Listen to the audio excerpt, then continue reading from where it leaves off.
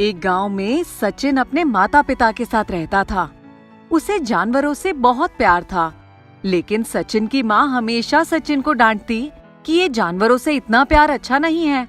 सचिन कभी भी किसी जानवर को भूखा या बीमार नहीं देख पाता था और उनकी मदद के लिए हमेशा तैयार रहता था।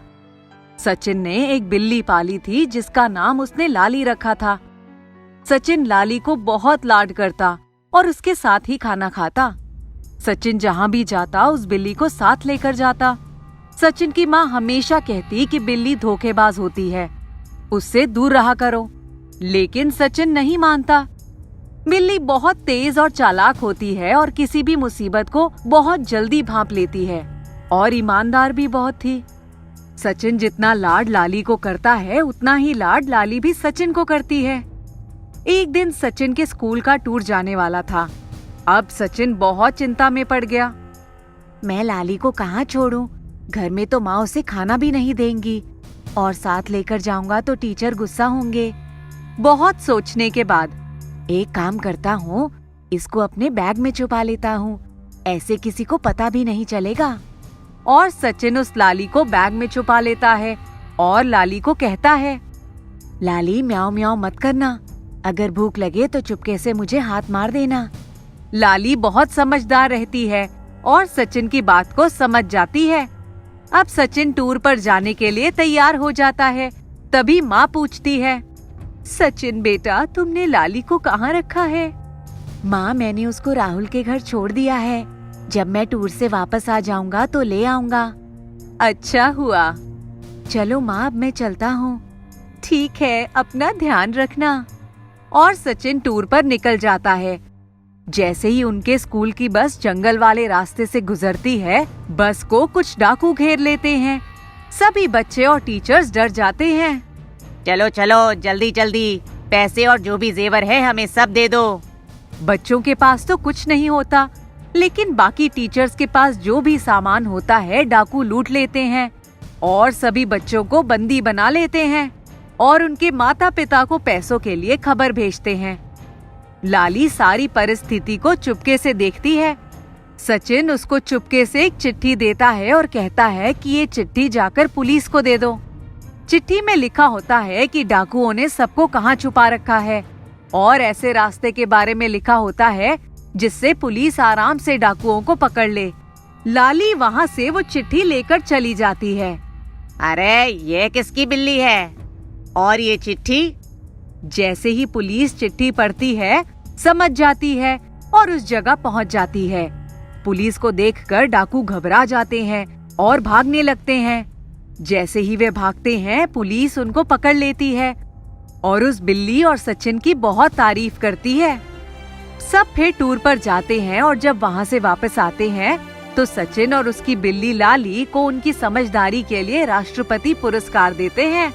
सचिन अपने घर आकर माँ को कहता है, देखो माँ, लाली ने कितने सारे लोगों की जान बचाई। हाँ बेटा, मुझे अपनी गलती का एहसास हो गया। अब वे लोग लाली को बहुत लाड और प्यार से रखते हैं। बहुत समय पहले की बात है। एक गांव में एक कुम्हार रहता था।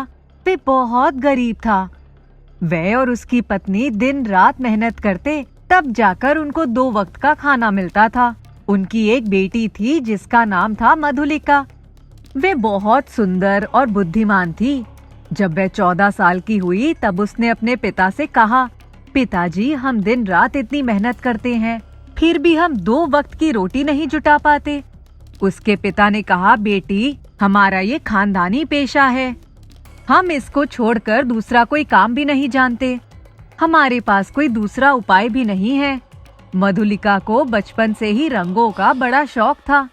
वे अपनी माँ के काम में हाथ बटाती, घर के सारे काम खत्म करके अपने पिता के बनाए हुए मिट्टी के बर्तनों पर सुंदर पौधे, पेड़, फूलों, पक्षियों, यहाँ तक कि अपनी माँ की तस्वीरें भी बनाया करती और वो बर्तन बाजार में अच्छे दामों में बिक जाते। उनकी घर की दशा में थोड़ा सुधार आया था। एक दिन उस नगर के राजकुमार की नजर एक घड़े पर बनी मधुलिका की तस्वीर पर पड़ी। तब से वह उस तस्वीर वाली लड़की को हर जगह ढूंढने की कोशिश करने लगा। एक दिन मधुलिका नदी के पास बर्तन बनाने के लिए मिट्टी लेने गई थी। वे किनारे पर बैठी थी और तभी उसने देखा एक सुनहरी मछली ऊपर से उसके पास आकर गिरी और मछली छटपटाने लगी। मधुलिका ने उसको हाथों में उठा लिया। मछली ने कहा, मुझे पानी में डाल दो। मधुलिका बोली, इतनी प्यारी मछली को मैं कैसे पानी में डाल सकती हूँ? मैं तुम्हें अपने घर ले जाऊंगी। मेरे पिता तुम्हें देखकर बहुत खुश होंगे। बाजार में तुम्हें अच्छे दामों में बेच देंगे। तब वे सुनहरी मछली तड़प कर बोली, तुम ऐसा मत करो। तुम मुझे गहरे पानी में लेकर चलो और वहीं छोड़ देना। असल में मैं एक परी हूँ। आज ही रात को मेरा समय पूरा हो जाएगा और मैं परी लोक चली जाऊंगी। लेकिन सुबह ही एक चील ने झपट्टा मारकर मुझे यहाँ गिरा दिया। मधुलिका को उसकी बातों पर विश्वास नहीं हो रहा था, लेकिन फिर भी वे उसे हाथ में लेकर नदी में उतर गई। नदी में तैरते हुए जब वह गहरी नदी में पहुंची, तब उसने सुनहरी मछली को छोड़ दिया और वे जैसे ही नदी के बाहर आई, उसने देखा कि उसके शरीर पर सुंदर आभूषण और सुंदर कपड़े थे। ये सब देखकर वे आश्चर्यचकित हो गई। उसने नदी के किनारे बैठकर मछली को पुकारा। सुनहरी मछली ने पानी में से अपना सर निकाला और बोली, बोलो क्या हुआ? मधुलिका ने कहा, ये सब क्या है? तब वह बोली, तुमने मुझे गहरे पानी में डालकर मुझ पर बहुत बड़ा उपकार किया है। अब तुम्हारे जीवन में सुख का समय आ गया है, इसलिए तुम चिंता मत करो और अपने घर जाओ। जब भी तुम्हें मेरी जरूरत होगी तुम मुझे याद कर लेना। मधुलिका बहुत खुश हुई। जब वे अपने घर जा रही थी, तभी रास्ते में उसे नगर का राजकुमार और उनके कुछ सिपाही आते हुए दिखे। राजकुमार की नजर जैसे ही मधुलिका पर पड़ी, वे उसे एकटक देखता ही रह गया। वे तुरंत घोड़े से उतरा और मधुलिका के पास गया। उसने कहा, मैं तुम्हें कब से ढूंढ रहा था। मैं तुमसे शादी करना चाहता हूँ। मधुलिका ने कहा, हम लोग बहुत गरीब हैं। तब वे बोला, मुझे उससे कुछ नहीं लेना देना है, मेरे पास बहुत कुछ है। मधुलिका ने कहा, इसके लिए तुम्हें मेरे माता पिता से मिलना होगा। राजकुमार उसके घर गया। कुम्हार अपनी बेटी को इस रूप में देखकर हैरान रह गया और जब उसने ये सुना कि राजकुमार उसकी बेटी से विवाह करना चाहता है, तो वे बहुत ही खुश हुआ। राजकुमार जब मधुलिका को महल में लेकर गया और उसने सारी बात बताई, तब राजा ने बड़ी धूमधाम से राजकुमार का विवाह मधुलिका के साथ कर दिया। बहुत बड़ी दावत दी गई, सभी को बुलाया गया। मधुलिका सुनहरी परी को बुलाना नहीं भूली, लेकिन उनके एक मंत्री को ये बात फूटी आंखों नहीं सुहा रही थी, क्योंकि उसने सोचा था कि वे अपनी जिद्दी और अड़ियल बेटी की राजकुमार से शादी करके उसको महारानी बनाएगा। वे रोज कोई ना कोई बहाना ढूंढता था कि किस तरह से कुम्हार की बेटी को राजकुमार से दूर कर दे। शादी के कुछ दिनों बाद जब मधुलिका ने ये खुशखबरी सुनाई कि वे माँ बनने वाली है, तब महल में खुशियां मनाई गई, लेकिन मंत्री के तन बदन में आग लग गई। वे सारे प्रयास करके थक गया था, लेकिन अपने मकसद में कामयाब नहीं हो पा रहा था। अब उसने एक आखिरी उपाय सोचा। जिस दिन मधुलिका बच्चे को जन्म देने वाली थी, मंत्री तो इसी ताक में था कि उसने मधुलिका की दासी को सोने चांदी का लालच दिया और कहा, अगर तुम ये बात किसी को बताओगी तो मैं तुम्हें जान से मार डालूंगा। उसने कहा, जब मधुलिका बच्चे को जन्म देगी तो तुम उसकी जगह पर मेमना रख देना और कह देना कि उसने एक मेमने को जन्म दिया है। उस बच्चे को लेकर चुपके से मेरे पास आ जाना, कोई देखने ना पाए। दासी ने डर के मारे ऐसा ही किया। राजकुमार को जब ये पता चला कि उसकी बेटी ने बच्चे की जगह एक मेमने को जन्म दिया है, तो वह बहुत दुखी हुआ।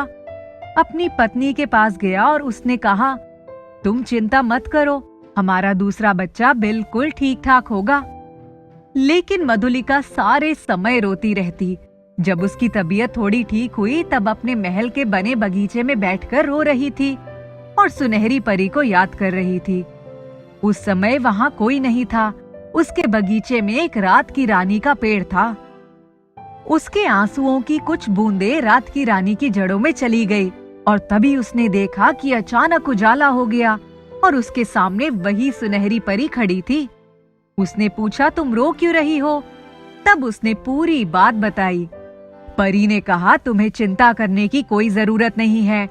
तुमने एक सुंदर और स्वस्थ बेटे को जन्म दिया था। राजकुमार से कहना मंत्री के घर जाए और उसके घर की तलाशी ले। तुम्हारा बेटा उसी के पास है। अगर वे ना नुकुर करे तब तुम बता देना कि तुम्हारे बेटे के दाहिने कान के पीछे त्रिशूल का निशान होगा। मधुलिका ने सुनहरी परी के पैर पकड़ लिए और बोली, मुझे आपने बहुत बड़े संकट से उबारा है। परी ने कहा, तुमने भी मुझे नदी के किनारे से तैरकर गहरे पानी में ले जाकर मुझ पर बहुत बड़ा उपकार किया था। तुम्हें पता है, अगर तुम वहां ना आती तो मैं नदी के किनारे तड़प तड़प कर मर जाती और मुझे परी का रूप कभी नहीं मिलता। तुम जाओ और अपने बेटे से मिलो, वे तुम्हें जीवन की सारी खुशियां देगा। अब तुम्हारे जीवन में कोई कष्ट नहीं आएगा। मधुलिका भागते हुए राजकुमार के पास गई और बोली, राजकुमार, मुझे आपसे कुछ कहना है। क्या बात है? उसने कहा, आप मंत्री के घर की तलाशी लीजिए, मेरा बेटा उन्हीं के पास है।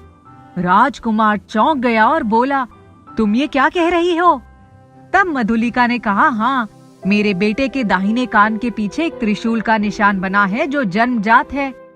राजकुमार को ये सुनकर बहुत अटपटा लगा। उसने राजकुमारी की बात मानकर मंत्री के घर की तलाशी ली। तब उसने देखा कि मंत्री ने बच्चे को एक अंधेरे कमरे में एक बिस्तर पर लावारिस की तरह रखा हुआ था। जब उसके कान के पीछे देखा तो वाकई त्रिशूल का निशान था। राजकुमार ने उसको उठाकर गले से लगा लिया। मधुलिका तो बच्चे को सीने से चिपकाकर रोए जा रही थी।